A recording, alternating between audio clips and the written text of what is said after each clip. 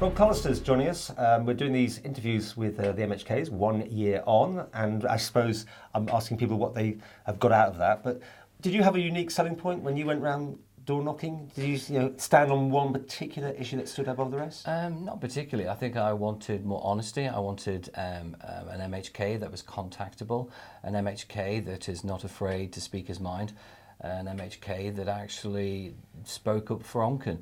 And that's what I've done over the last year. I've even on the tough issues, even when I've been backed into a corner on certain issues, I've still not been afraid to actually say, no, this is my view, this is what I feel is right, and defended myself when I needed to, and defended Onken when I needed to. And you are Mr. Social Media. I mean, a lot of people, they sort of disappear once they become a public figure like this, because the pressure is enormous. I mean, you do get the trolls, you do get lots of feedback.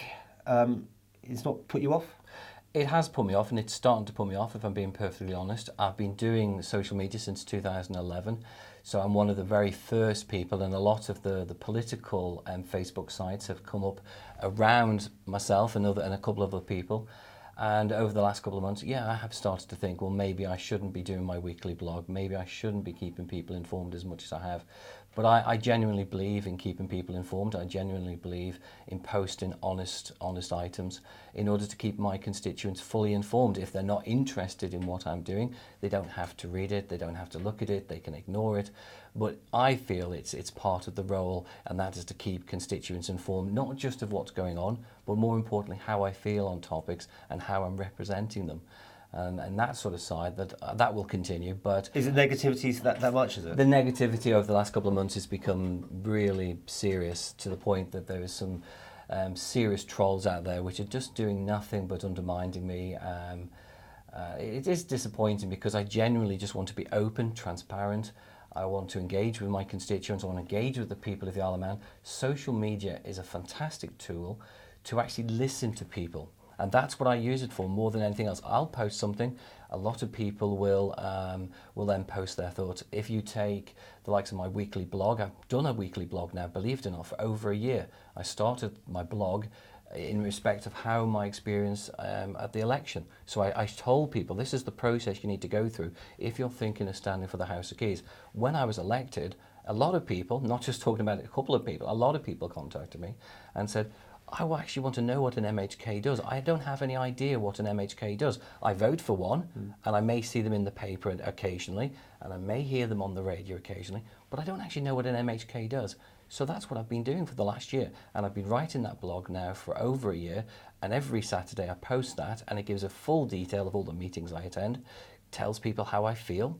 Sometimes, if I'm feeling down or I've had a bad day, I explain why I've had a bad day, if something's affected me or decisions, or it's warts and all, okay, which I feel is me being an honest MHK. But at the end of the day, you still have to have that ability to keep things under wrap, because so much what you do is there's confidentiality involved, or things like, let's talk about health. Your moment when you had that run-in with Kay Beecroft, there were things that were said in the public domain, there's certainly probably things that weren't said. Do you find that quite restrictive in the end? It's more restrictive than when I was in a local government position. The problem is, as a department level or as an MHK, you are given a vast amount of information, and there's a lot of decisions not being made yet. So when I post posts that I've been to a TT briefing, I may not give details exactly what was discussed or what the outcomes of that meetings, but I have told my constituents that I've attended a briefing on the TT. If we take the health department, I was extremely angry that I had to leave the department.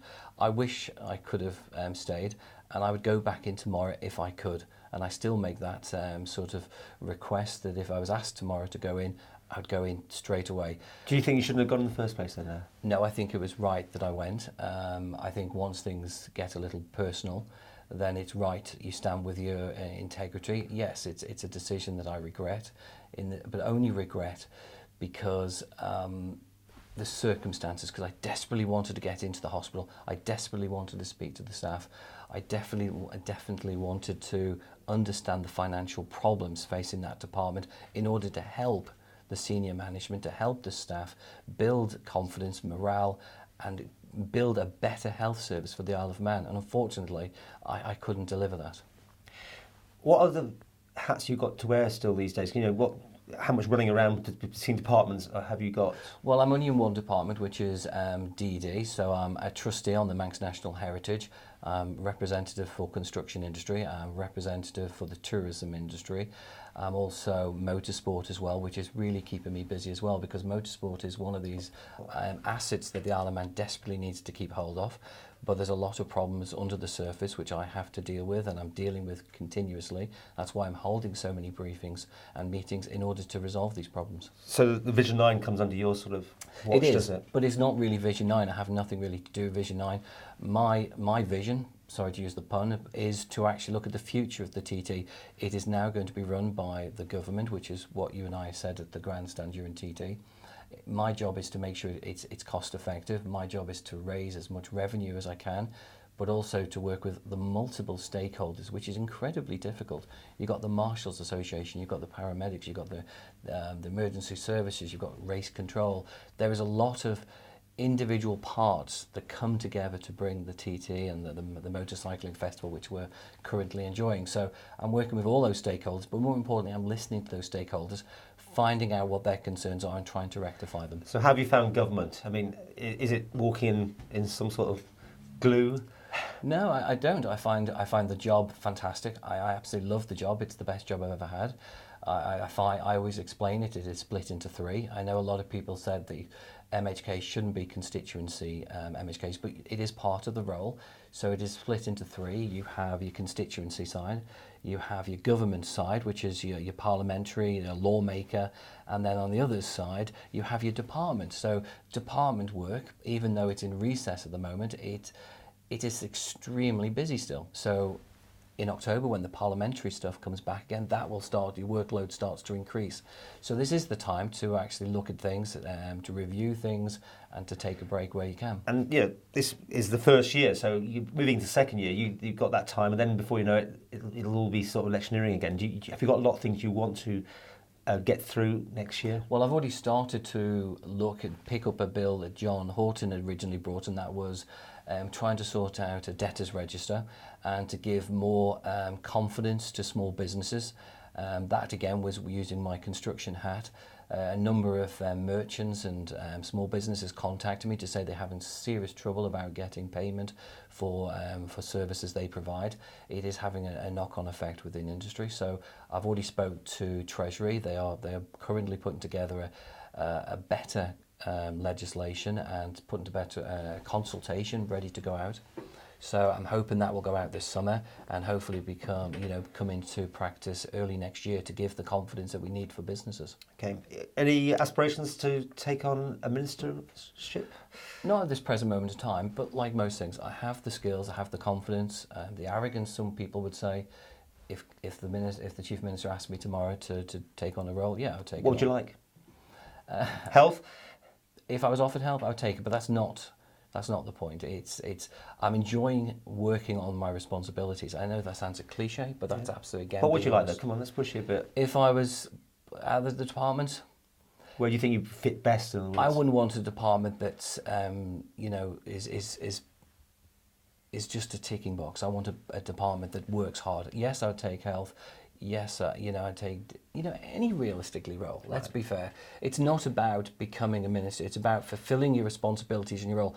And at this present moment in time, I'm working incredibly hard on the responsibilities I have. What's your relationship like with the Chief Minister? We don't speak that often. Well, don't speak. Well, no, we do. He's extremely busy. He's off island a lot.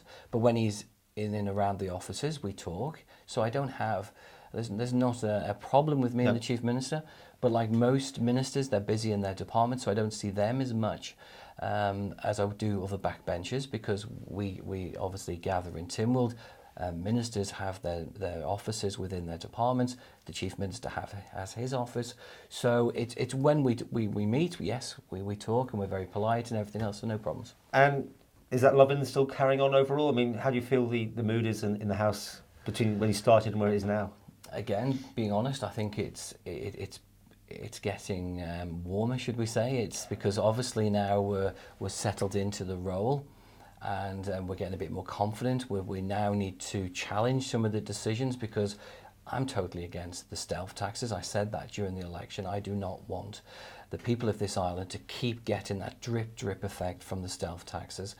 And I think something Chris Thomas had said, that we've got to start communicating ourselves better. And I think I'm doing that as an MHK. If some people would say I'm over-communicating, some people would be happy if I disappeared for a week or so. There's people making spoof blogs about you even though now. Is it that I saw it last night, yeah, and it's very funny. I haven't read it personally yet, but is that, do you just go, oh, we're back to the start here, I think, of the interview about this is the question now, this is the dilemma I have. Yeah. Do people want me to keep them informed as you know, as an MHK, or do they want me to disappear? I can disappear because, let's be honest, I don't have to spend 15, 20 minutes writing every night of what I've done during the day. I don't have to do a lot of other things. You've been too naive, do you think? It depends how you mean naive. Explain naive so you know. Because other politicians were probably told you from the word go that you're going to be set yourself up for a fall by doing what you're doing, basically. And you seem to be almost agreeing with them now, I guess. So no, I'm not agreeing with them. No, well, I think you're saying it's giving you problems. So. No, there's more MHKs starting to write blogs. There's one that writes a monthly blog. There's one that actually writes a daily blog. So, and that gentleman's a minister. So it depends. I think we need to engage more with the constituents. People told me on the doorstep that as soon as they get a vote, as soon as they cast their vote, they disappear. And I'm not doing that. I've been front of house since 2011 on constituency. Yes, I may have set myself up for something I can't deliver continuously down the line, but I've done it since 2011. It's becoming harder as I work within government and decisions are getting harder. Okay, out of 10, how do you think you've done this year? That's an incredibly hard question to answer. Personally, I think with dealing with constituency matters, I think I'm on a 7 because I've tried really hard to answer those constituency matters as fast as I can. I think government officers have been fantastic. They've helped me a lot to answer with those inquiries. I think from a parliamentary side, I would only score myself probably 4.5 and a 5. Wow, okay. And that's being honest because I haven't had enough time to review legislation. I haven't had time to really push government on its agenda and to push the questions, but that's a confidence thing. It's standing up in a chamber and speaking your mind. A minister has a lot of data behind them, so to stand up and challenge a minister when they're making a statement is incredibly hard. You have to put a lot of time in. If we go for my department duties, I think I'd probably score myself a 6 to 7 because, again, I've listened to each sector. I'm working with each sector to improve their service delivery. Obviously, I failed in the Department of Health, and you know, it's something I'll always regret. But I'm hoping at some point I can go back and to rectify that. And the government, how do you rate the government out of 10? I think the government has got an incredibly difficult job ahead. And I think a lot of the blame, and I'm sorry to say this because all politicians do it, but a lot of politicians. But in this case, I do blame the previous administration, the previous 2 administrations in some states, because I think some of the tough decisions they should have taken, they didn't. Pensions being one. As soon as the government workforce started to increase, somebody should have questioned about how we're going to put provisions aside for pensions of these workers. We've suddenly now got the pensionable black hole. We've seen it a couple of times since the election, that there has been double increases because nobody wanted to apply an increase last year. Well, that to me is totally unacceptable, and that is causing the problems for this administration, and that shouldn't reflect on the officers. But what do you think this was done? I mean, how do you rate this first year? I think the government's done well. I think the programme of government's there. I think that they're sort of making all the right moves. But the job we've got is incredibly tough. And one of the parts we've got to do is to bring the people with us, sorry. So again, that's where the blogs, I feel myself, I'm communicating, I'm telling people what I'm thinking, I'm listening to what people, but the whole of the government needs to do that.